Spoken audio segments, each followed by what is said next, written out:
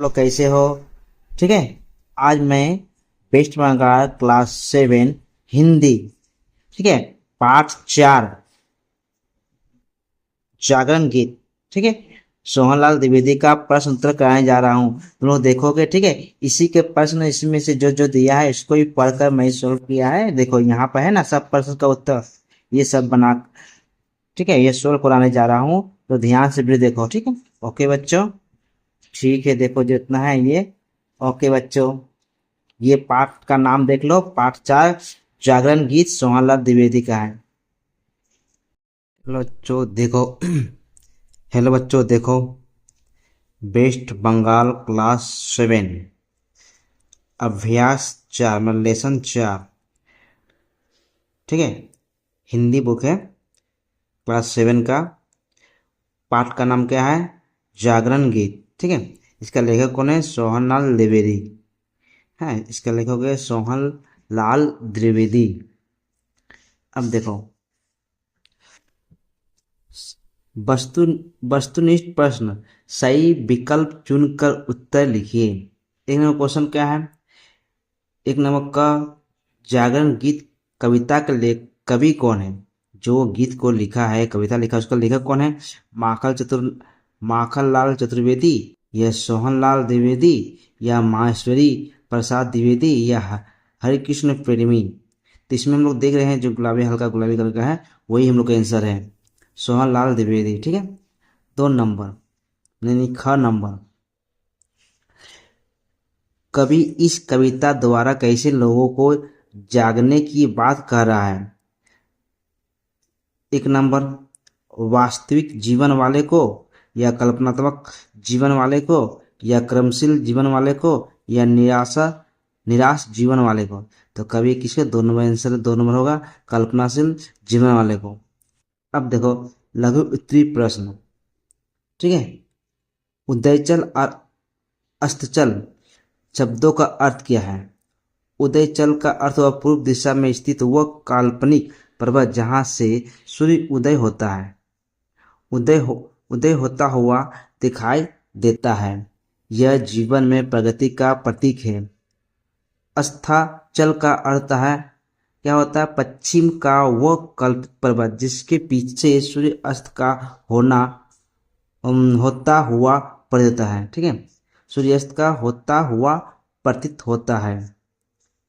विपथ होने का आशय क्या है? उत्तर, यहाँ विपथ होने का आशता आशता ऐसे लोगों से है जो अज्ञान आक्रमणता के कारण सच्चे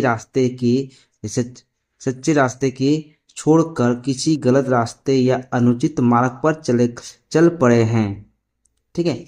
अब देखो 3 नंबर, लघु उत्तरीय प्रश्न का 3 नंबर, ठीक है। कल्पना में उड़ने से कवि का क्या तात्पर्य है? उत्तर है वह, कल्पना में उड़ने से कवि का या लेखक का तात्पर्य होता है कि वह अपनी कल्पना में एक अलौकिक या असाधारण अनुभव या दृष्टि को व्यक्त करता है। ऐसे लोग अपने जीवन में कर्मठ बनकर कार्य सिद्ध करने की चेष्टा नहीं करते। वह हमेशा केवल बड़ी बड़ी बातें ही किया करते हैं। अब देखो घ नंबर, माझधर माझधर से कवि किसको और कैसे पार लगाएगा, ठीक है। उत्तर हो, इसका अर्थ यह है कि कवि अपनी कविता रचना के माध्यम से जिन लोगों को संदेश पहुंचाना चाहना है, उन्हें, जो लोग नदी के मझधार को देखकर घबरा जाते हैं, और कभी उन्हें पार लगाना चाहता है। कभी उन्हें मानसिक तौर पर सहायता दे रहा है और पतवार लेकर घबराए नहीं। कभी उन्हें तट पर धकेलने धकेलने नहीं देगा, उन्हें पार लगाने की चेष्टा करेगा। अब देखो, बोध मूलक प्रश्न,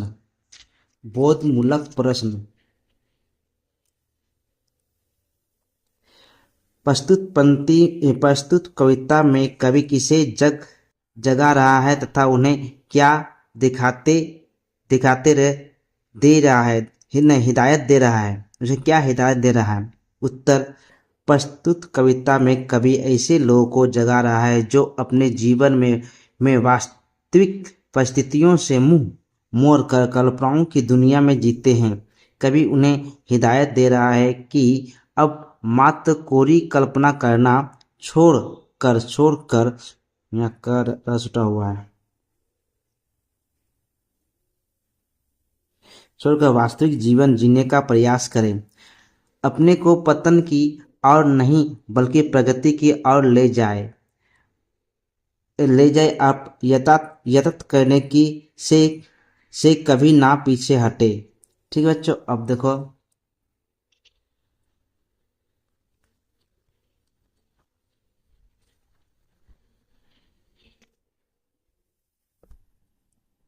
देखो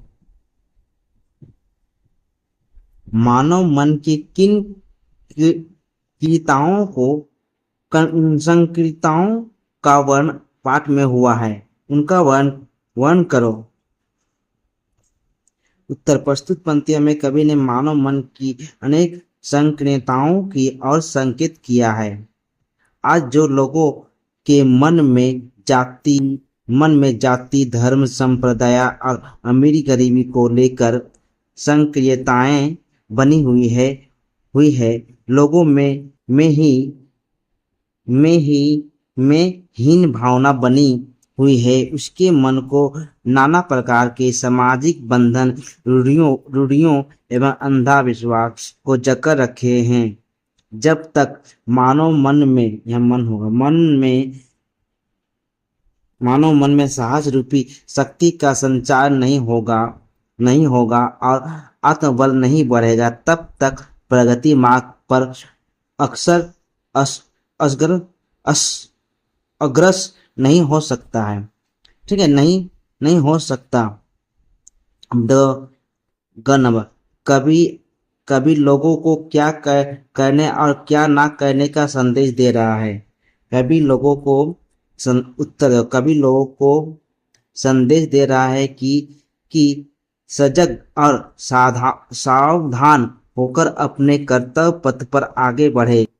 कल्पना लोक में विचरण बंद करना, वास्तविक जगत में रहे। मन में केवल ऊंची ऊंची कल्पना ना करे, वास्तविक जीवन के बारे में सोचे। आकाश नहीं बल्कि धरती के प्राणी बने। कठिन कार्य के निर्वाह में ही सच्चा सुख हो गया। सच्चा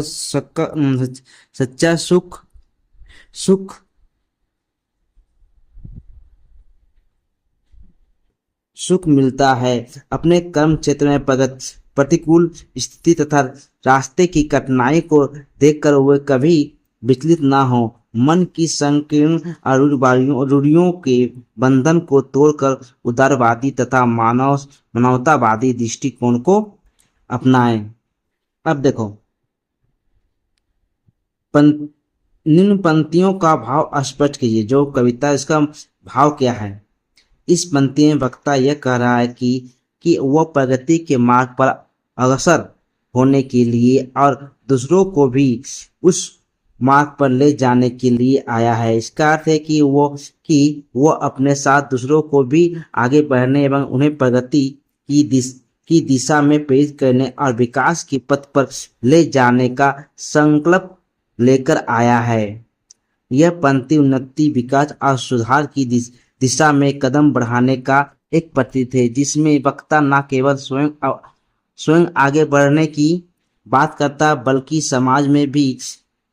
समाज को भी साथ लेकर चलने की प्रेरणा देता है। ठीक है, अब देखो घर नमक की दूसरा व्याख्या। शुल तुम किसको समझते थे, अभी तक फूल में मैं उनको बनाने आ रहा हूं। देखो अब क्या है उत्तर क्या यह है।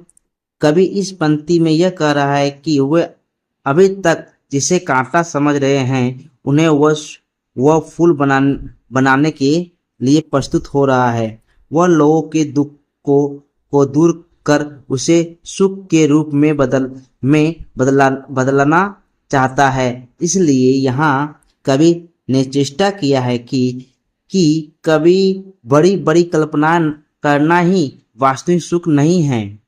ठीक है, इसे झूठे काल्पनिक सुख में नहीं पड़ना चाहिए। साहस के साथ कठिन से कठिन कर्तव्य का निर्वाह करना ही सच्चा सुख है। सच्चा सुख हमेशा उत्तरदायित्व के निर्वाह में ही मिलता है।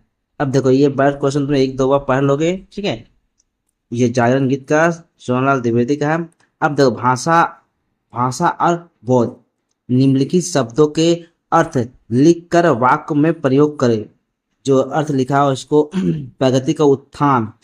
कर्म कांड बनकर ही मनुष्य अपने सांसारिक जीवन में प्रगति कर सकता है।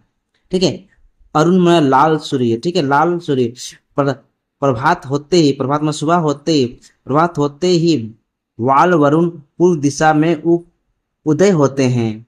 शूल में क्या होगा, कांटा या दुख। मनुष्य प्रयत्न कर स्वयं शूल को फूल बना सकता है। मैं मेहनत कर को ही शूल में कांटा या दुख को बदल सकता है। श्रृंखला बंधन, हमें अपनी सभी मानसिक श्रृंखलाओं को तोड़ देना चाहिए। ठीक है, अब 4 नंबर देखो लास्ट। पतवार में पथ उतारने का साधन, माने पथ उतारने का साधन। पतवार के सहारे नागरिक नदी पार करता है। पतवार के सहारे मानो नदी पार करता है। अब देखो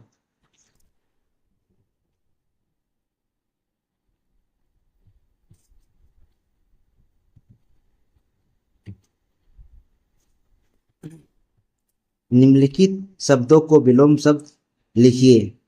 आकाश का पाताल, कल्पना का यथार्थ, दुख का सुख।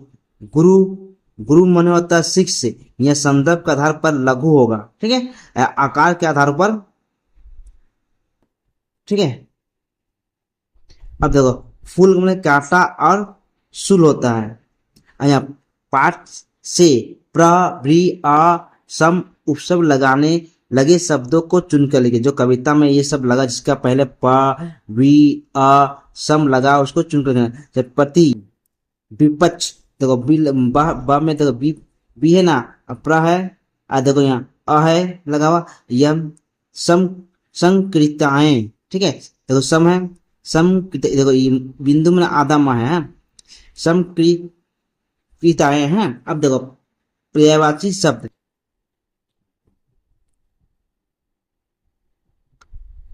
संकीर्णताएं। अब देखो पर्यायवाची शब्द क्या है, धरती। धरती का होता धारा, पृथ्वी, भू। ठीक है, अब देखो आकाश। न का क्या होता है, आकाश, गगन, आसमान। दूसरा सिंधु। सिंधु में क्या, सागर, समुद्र, रत्नाकर। फूल का क्या, पुष्प, सुमन, कुसुम। बच्चों अगर वीडियो अच्छा लगे तो लाइक और सब्सक्राइब करें और दोस्तों में शेयर करें। ठीक है, ये मेरा यूट्यूब चैनल का है, नाम है @सूरज 2982 इसका PDF मैं आप लोग को टेलीग्राम में दे दूंगा। टेलीग्राम में नीचे लिंक मिलेगा, आप लोग उसको ज्वाइन कर सकते हो। ओके बच्चों।